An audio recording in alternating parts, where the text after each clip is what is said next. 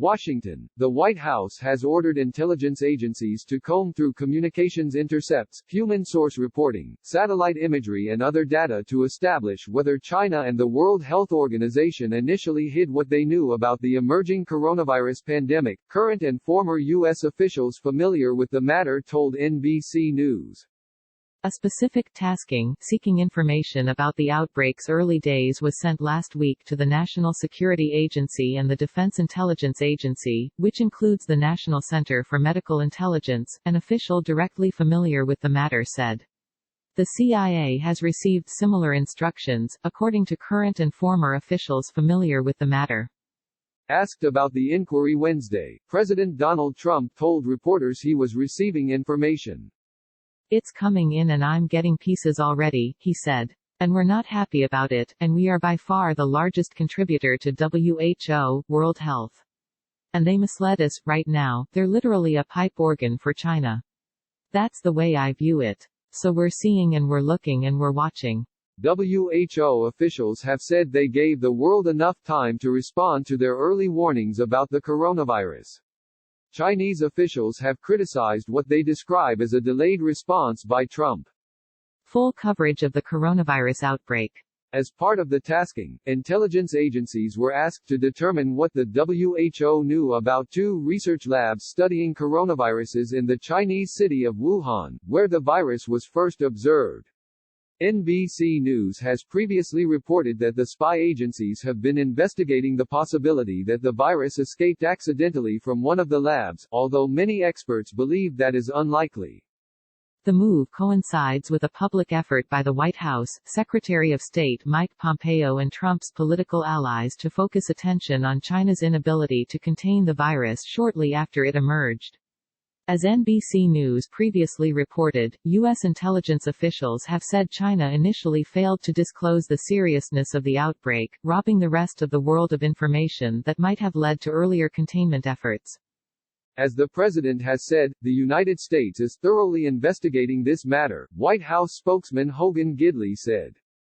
Understanding the origins of the virus is important to help the world respond to this pandemic but also to inform rapid response efforts to future infectious disease outbreaks. The CIA and DIA declined to comment. An official from the Office of the Director of National Intelligence said, "We are not aware of any such tasking from the White House." Trump has shifted from initially praising China's handling of the outbreak to sharply criticizing it as the threat the pandemic poses to the U.S. economy, and his re-election prospects has crystallized. Blaming China for America's economic struggles has proven effective for Trump with his political base, and his allies believe it's a message that could resonate in November with voters in the Midwest.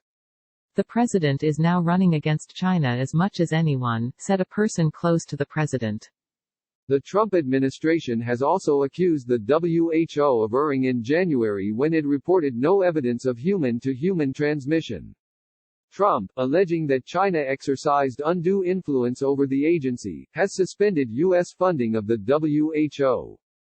Initially, the WHO used conservative language. In a statement about the disease on January 14, regarding the first case outside China, in Thailand, the WHO said, "There is no clear evidence of human-to-human transmission."